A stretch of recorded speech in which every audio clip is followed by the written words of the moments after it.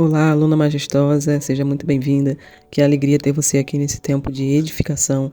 Eu sou a Monique Moura, terapeuta, psicanalista e idealizadora da Escola Mulher Majestosa, uma escola gratuita, a qual nós disponibilizamos devocionais, desafios diários. E hoje nós vamos viver mais um devocional que tem transformado vidas. Feche seus olhos nesse momento, vamos orar? Senhor, que essa palavra seja como uma ponte entre o nosso coração e a tua verdade. Que a tua graça nos encontre nesse lugar de dor e que possamos sair desse encontro, desse vídeo com mais leveza, com fé e identidade em ti. Em nome de Jesus. Amém. Nosso versículo de hoje está em 2 Coríntios 12, 9. Mas ele me disse: a minha graça te basta, porque o meu poder se aperfeiçoa na sua fraqueza. Se aperfeiçoa na fraqueza, melhor dizendo. Bom, porque esse tema, o que tem a ver com a constância, né? Você já se sentiu insuficiente, falha ou até mesmo frustrada com a sua própria história? Eu já me senti assim. E nesses dias, a primeira coisa que a gente deixa a desejar, a primeira coisa que a gente vacila é a constância. A gente para de fazer o que é bom, né? A gente já começa a inconstância porque a gente acha que não é suficiente. Mas hoje o Senhor quer te lembrar que não é sobre você ser forte o tempo todo, é sobre você confiar que a graça dele te basta. A constância verdadeira vem da graça e não do nosso esforço, entende? Por isso o tema de hoje hoje esse tema fala de um Deus que transforma histórias não porque merecemos, mas porque ele ama redimir tudo. Ele ama redimir histórias. Vamos falar do contexto histórico aí dessa passagem que nós lemos. Essa carta foi escrita por Paulo, um apóstolo que sabia o que era viver com limitações. No capítulo 12 ele fala sobre um espinho na carne, algo que o afligia ali profundamente. Paulo orou 3 vezes para que aquilo fosse tirado, mas Deus respondeu com essa verdade poderosa: a minha graça te basta, porque o meu poder se aperfeiçoa na fraqueza. Ou seja, Deus não removeu o espinho, mas ele transformou a forma como Paulo vivia com ele. Então Deus, digamos que ressignificou. Ou seja, você tem aí esse espinho, mas a minha graça te basta e o meu poder ele se aperfeiçoa nessa sua fraqueza. Então, Deus ressignificou, ou seja, ele não retirou aquilo. Às vezes se a gente for olhar para o nosso passado, é isso que Deus faz, né? Não tem como mudar o que passou. Aí a gente consegue ressignificar os acontecimentos, né? A palavra graça aqui no original, que está em grego, significa favor imerecido, uma bondade ativa, um presente divino. Já poder significa ali de onde vem a nossa palavra dinamite, digamos assim, é um poder explosivo, eficaz, real.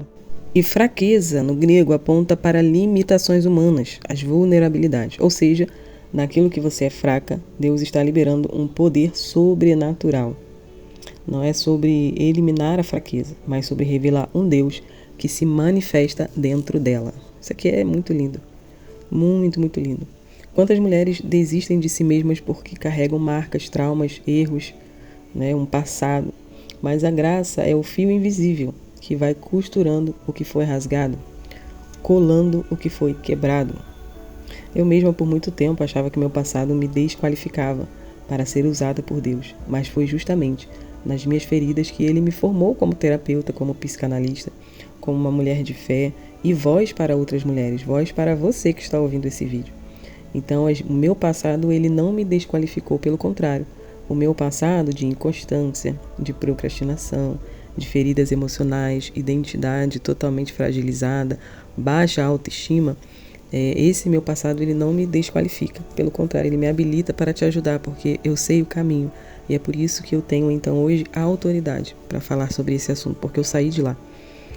A gente vê isso na história de Davi, né? Esses dias eu estava estudando para pregar e acabou que Deus mandou mudar a mensagem. Eu preguei outra coisa, não foi essa.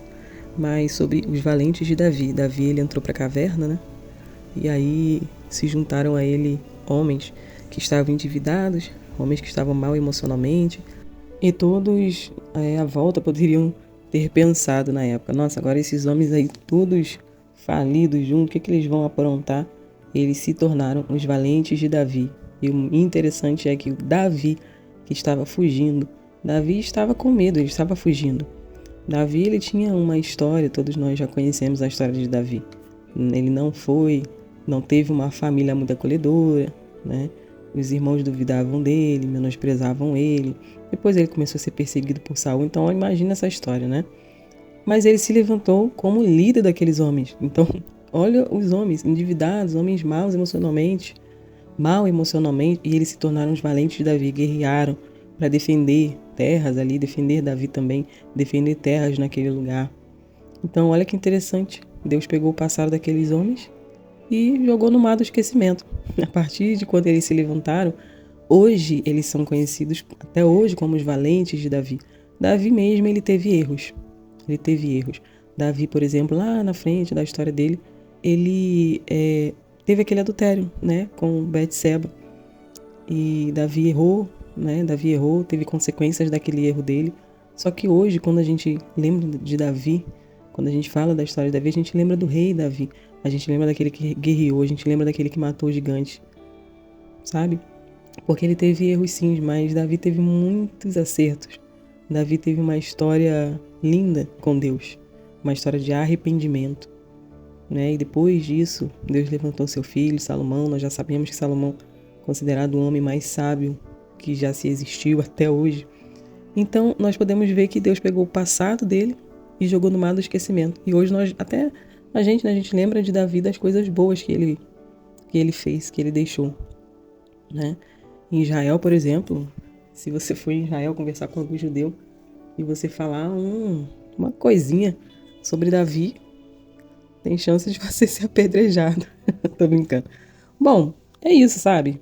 Você não pode falar de Davi, de Abraão, de Isaac, de Jacó. Lá em Israel você tem que olhar para o que eles foram, sabe, de bom para a história. Foram os patriarcas, né? Davi foi o rei que começou a fazer o templo, depois seu filho terminou. Por que vai ser diferente comigo e com você? Então, seu passado, ele não te desqualifica, pelo contrário, ele te qualifica a entrar naquele lugar de dor, de sofrimento e tirar outras pessoas de lá.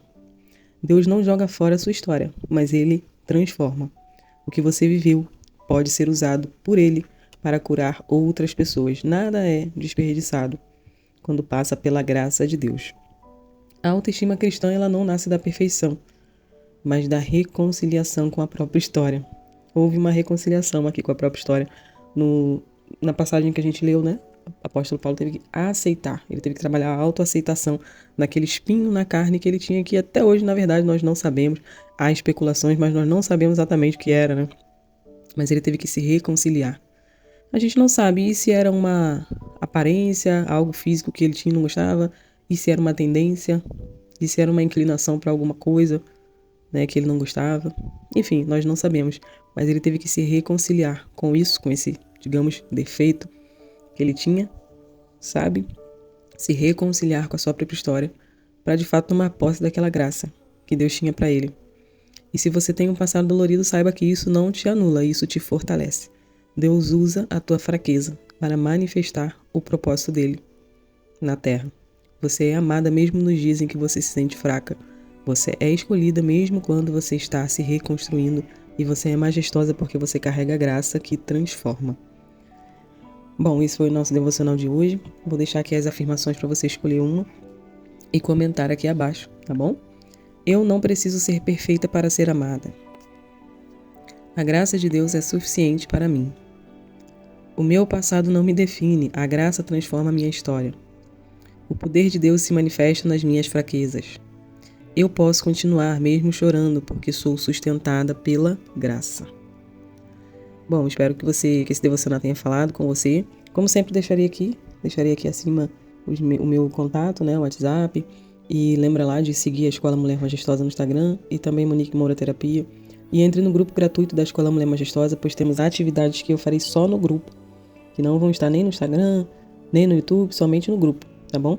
Então você precisa estar lá para receber mais conteúdos como esse, tá bom? Deus abençoe sua vida, você é majestosa.